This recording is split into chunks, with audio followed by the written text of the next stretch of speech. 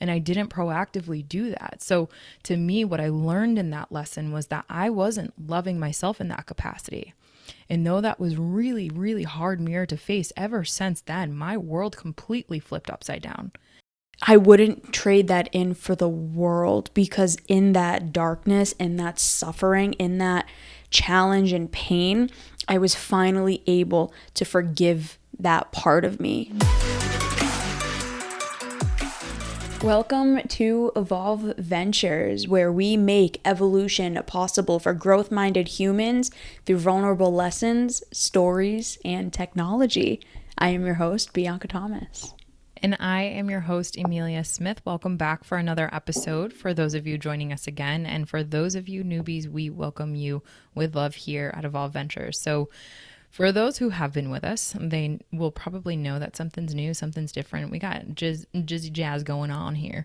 And what I want to say is that as we progress, as we evolve, elements of the podcast, elements of our business, elements of our community will evolve. And so we're really excited to have you evolving with us. And we felt as though our intro needed a quick facelift. So thank you for all of our community members who have given us input along the way as we continue to evolve. And with that being said, let's get into episode 118.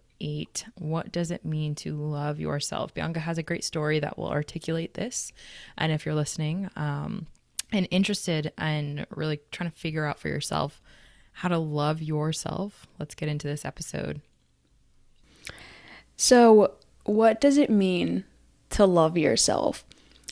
We hear this all over the place. I've heard so many different podcasts talk about it. I've heard clients talk about the fact that they don't know how to and they don't know what it means. I've heard friends of mine say, I just want to love myself. I just want to finally be in a space where I really do love myself. But I think the question that needs to be asked is, what does that actually mean? What does that actually mean to love yourself? Because that definition is going to look very different for everybody. So I was on the phone with a client this morning and she said that. She's like, I'm making all of this change in my life. Everything is going incredible. I'm not having this disordered eating anymore. Like, thank you so much for everything that you've done. I think the next part of my journey, I think the next phase in my life is going to be boosting my self-esteem and learning how to love myself. And I said, that's awesome. That's great. What does that look like? And she's like, well, I just want to be able to wake up every day and walk into any room and in any scenario and, every day just completely love myself no matter what. And I think she was a little startled when I said this, but I was like, I don't think that's possible. Like, that's not realistic. And she's like, what do you mean? And this is what I said. There is no possible way for you to always love yourself. I think it goes against probably everything that any therapist has ever tried to get someone to believe, that like you're just going to learn to love yourself and that's going to be it. And I think what Emilia and I have really come to understand, and what we both teach our clients, is that, to use Emilia's word, what does it mean to love yourself? Well, it's an asymptote. An asymptote is something that you always will strive for, but you'll never actually reach. It's like if you're looking at a graph. It's like the line just keeps going and going and going, but you never actually get there. And I think that can be kind of daunting for a lot of people, but I think it's also really exciting. So for me, I've talked about it a lot on here, but I didn't love myself for a really, really long time. I struggled in any scenario that I was in, any room that I walked into, even just being by myself. I couldn't be alone. I couldn't be alone with the thoughts that I was having. I couldn't be alone with my feelings. I couldn't be alone even just sitting in my room. And when that relationship ended a year ago, I was actually finally put in a position where I had to be alone. I moved into my own place. There was nobody living here with me. I wasn't really talking to many people aside from working and Evolve and all of that. And it finally put me into that place that I was running away from for so long, which was being by myself. And it was in that kind of darkness and in that suffering where I actually learned how to love myself. And I learned what it meant for me. And I think that it was the greatest thing that could have ever happened to me because I was able to learn what it was to love myself. And for me personally, what that meant. I think that a lot of, of course she's going to be surprised sitting in that chair too, because it's like while you were telling that story, I was like, yes, I love her optimism. It is awesome. The last people that we want to be are candle pinchers. And I use this analogy all the time with clients is like, if you're holding like a candle in front of you and you like got so excited to like light that candle, and this candle represents like your soul, your passion, your intriguement with the world, your optimism, and your, quite frankly, capabilities. Like, of course, you're not going to want anyone to come and pinch your candle, right? You're not going to want anyone to turn down or douse your light. You want people instead like to add fuel to your fire. And this woman sitting in that chair was someone who had her candle in front of her, and in a way she probably felt as though you're coming in and candle pinching, and that's the challenge when it comes to accurate thinking and kind of looking at, okay, well, optimism is awesome, and we so deeply believe about believing in yourself, about getting closer, and about aspiring. As a matter of fact, when you have limiting beliefs and optimism is no longer there, that's a place of concern, right? But of course, I love that her optimism is at least helping her to reach and try, because why? She actually has some evidence to prove to herself that it's even possible, remotely possible for her, which I think to that story that you shared, B, is actually a really huge win to just celebrate as we share this with our listeners, because that kind of shows us all of what is really possible when you start to really stop breaking those promises that you make to yourself. And when you start kind of overcoming some of those leading indicators that show you that you aren't loving on yourself or that you don't love yourself, right? And one of them, to that eating disorder is like having a healthy relationship with what you take into your body and how you look at yourself and what are the inner dialogues and thoughts that you have. And so I think that there's a lot of people that will get really excited to go on this journey of loving yourself and defining what that means, and actually like looking very critically at what is that marker for you. And going back to the point about the asymptote, for those of you who aren't really familiar with those mathematical concepts, it's really what B had mentioned is like you're always striving, but you're not actually making it there. And that such is the pursuit of life, right? Goals and dreams and everything. But here's the thing, if you don't believe in yourself, you're never going to try to figure out what it means to love yourself. And you're never even going to want to try, because trying to work through that clarity and dig through the muck of what all of these messages and meanings that you're getting as you grow up, as you develop this definition, as you inherit a definition, that starts to kind of cloud your judgment. So I love the fact that this chick is on her way to learning what that is. But to your point, B, some of it kind of the clarity to what that means to you, and how you actually define what those markers are when you've reached a different chapter in your evolution. Some of that looks like getting clear on it. And sometimes that doesn't happen necessarily in the light when you're all excited and when you're all jazzed up and crushing life, right? Sometimes that actually does happen when you're in your darkest moments. And I think that there's a lot of people that want to avoid those painful, suffering moments. And while there is truth to some of that benefiting you from a mental health perspective, there's also a lot of glory to be had in that pain and suffering. And I know for me as well, getting clear on what that meant for me kind of happened in my darkest moments. And I'll give a quick example for this.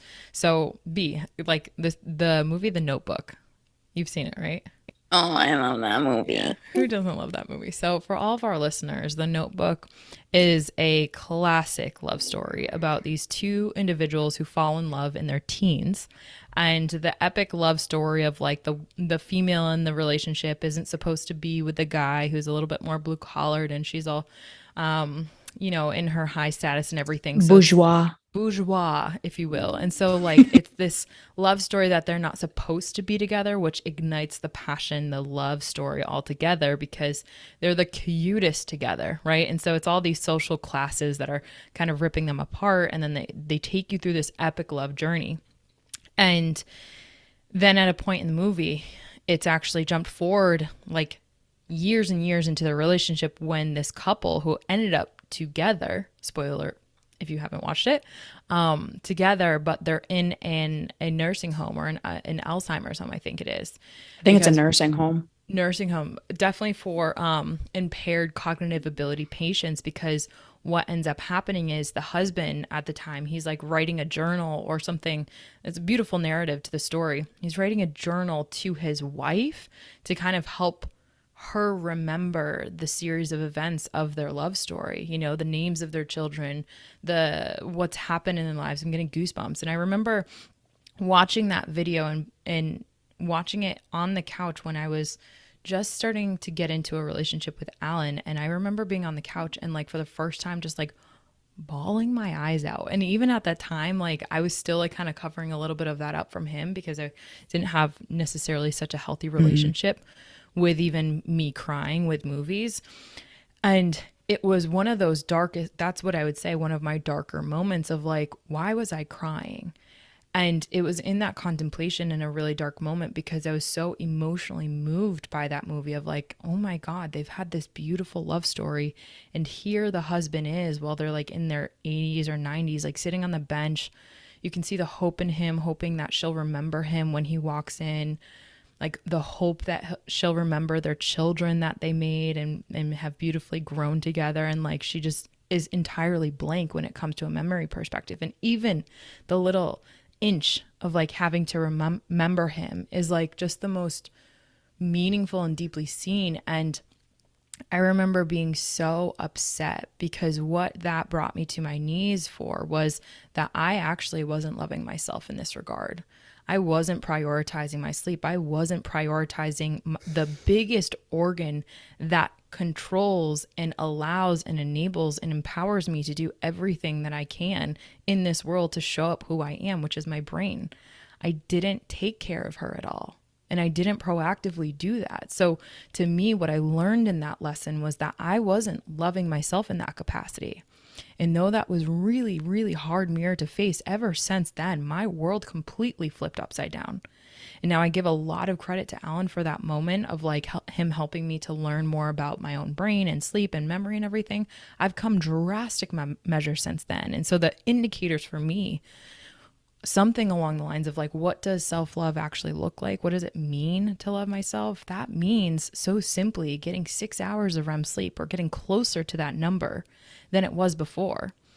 And I was scrolling through the data and I've been tracking my sleep, since early 2019, right?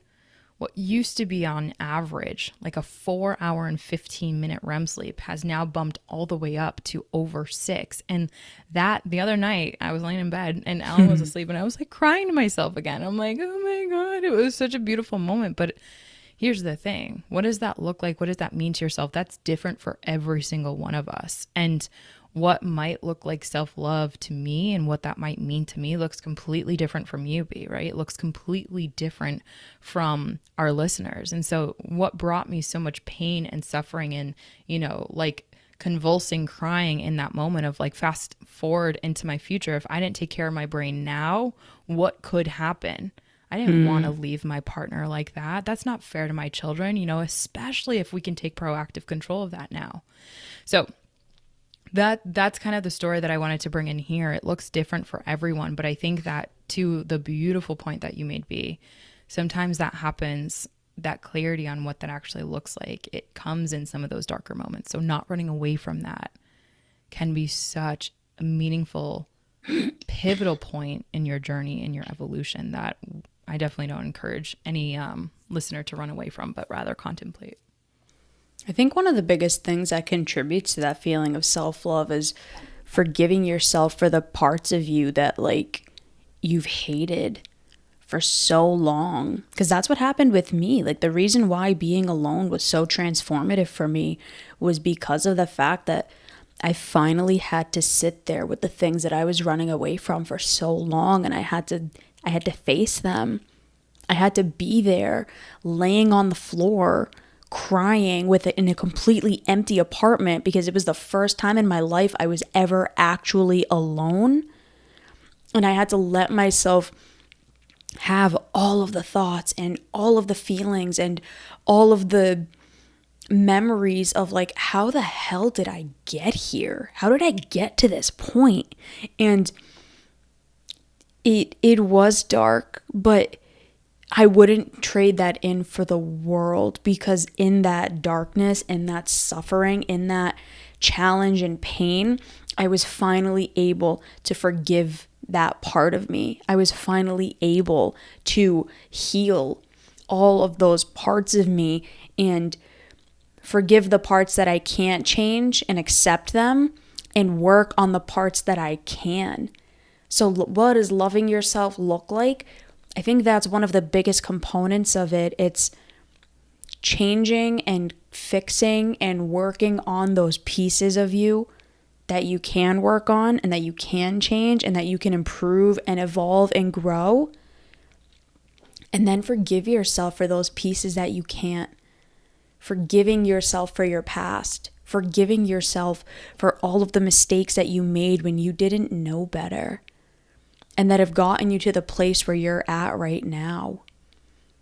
This is going to get kind of dark, but I was actually just on the phone with my last client, and she told me that she had an incident this weekend where she reverted back to an old pattern of self-harm.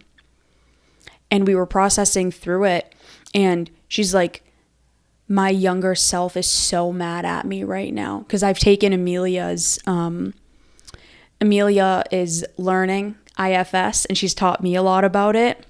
And I use it in my own life, and I use it with my clients. And she said, my younger self is so mad at me. She's so ashamed. And I said, have you forgiven that part of you yet?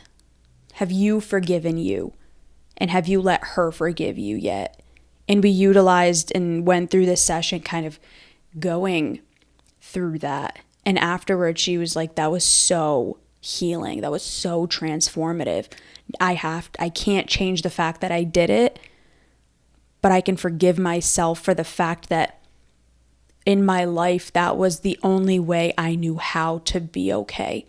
It was the only way I knew how to get through bad things or to punish myself or whatever. So hopefully the people listening to this, all of our listeners out there, aren't at that point. But if you are, if you're finding yourself doing things that, maybe aren't the best, but it's what you know, have you forgiven yourself for the fact that that's all you know? That you're doing the very best that you can with what you knew and with what you learned and with what you were taught? Because it's in that forgiveness that you can start to heal it, that you can start to move forward, that you can start to build better habits and be around better people and learn to love yourself for your flaws and the amazing things about you. And I think for me, the last thing that I want to say is that's when true self-love comes. And it's possible for everybody. It really is. You can learn to love yourself and make a good meaning of it. A lasting meaning too, and one that is open to evolving. Be so beautifully articulated. I was actually writing my book this morning called Breaking the Cycle, and one of the chapters is on strictly forgiveness, because I 1000% agree with you. I think that the meaning of love and loving yourself is really deeply not only found in those moments of when you change and when you realize that you no longer want to do things the same way, you want to do things differently, but it's in that second part. Literally, I was literally writing this, it's in that second part of looking back and forgiving everything that you couldn't do in that moment. So well said. And I'm really grateful for that. And thank you for articulating it so beautifully for all of us and all of our listeners. So to that extent, episode suggestion. I'm finding it right now. I slipped and didn't pull one up. Tell yours and I will give mine. Okay, give me 1 sec. So, my bad. Totally fine. Okay, so my episode suggestion for our listeners. Oh my goodness, today's a whole day. It's the whole listeners. Let's start and end on a high note, huh? 111, the top 3 skills for building self-worth and self-worth and self-belief. I was telling a client who's a business owner, and she coaches people all over the world and everything, and she and I were talking about the crux, the crannies of this whole loving yourself aspect. And I was really telling her how much and how deeply I believe it's at the X mark of where self-worth and self-belief really start. And so if you can extrapolate a new meaning on how you love yourself and do it based on a definition that you define and you cultivate on your own accord, I definitely believe that you'll be in a better direction than you were today. And using the skills that Bianca and I talked about today and applying those into your future is going to definitely put you in a better trajectory for your evolution than, if you never picked up this episode. So we're grateful that you joined us today. If you have a closing thought or a closing episode, feel free. Closing episode number 79, conditional love. Do you have an if-then relationship? Now, in this episode, we were talking about in that episode, we were talking about if you have if-then relationships with others, but do you have a conditional relationship with yourself? Are you only worthy of being loved under certain criteria that you've given yourself? That's probably not helping you, because for the majority of people, that is the case. So I think that's an incredible episode for all of you to listen to. Cool. Final thoughts? Anything before we go? Honestly, I feel good about this episode. I hope that it helps many people finally give themselves permission to redefine what loving yourself means. And it doesn't have to be mainstream culture of like putting quotes on my wall, and it doesn't have to look like mirror work. It doesn't have to look like, anything else or anyone else. It looks like what you want it to, and it feels like what you want it to. And I hope we empower and give our beautiful community that hope and that validation in a way that they need. So much love to our listeners. We hope that you join us in the next episode. As a last thought before we go, if you are somebody who has always wanted a coach, always wanted a therapist, always wanted somebody to guide you, to help you, to be there for you, to support you, to help you finally learn to love yourself or to achieve your dreams, Emilia and I are both taking clients. I have only 2 spots open. I've filled up a lot in the last month, and I know Emilia has a few spots open as well. My coaching is directly around mental health and cognitive behavioral therapy. So I bring in a lot of the tools and sciences and all the fun stuff that I learned in school to really help my clients and to help all of you learn to change the way you believe about yourself, to change the way you see yourself, and to really work on that mental health component. And I know Emilia's looks a little bit different than that. Yeah, if you want to dig into parts, I am all for that. That's one of my biggest things that I'm doing right now, IFS. Love that. And that's really helped clients, as well as anything related to relationships, the organizational scientific fact of calendar hygiene, time management.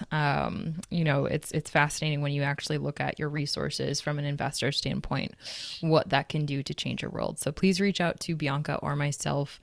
She and I definitely bring such beautiful twists to our client relationships that you definitely haven't seen before. So reach out to us, and we would love to meet our beautiful listeners. Thank you all for being here, and we'll see you next time. Bye, everybody. Bye, everyone.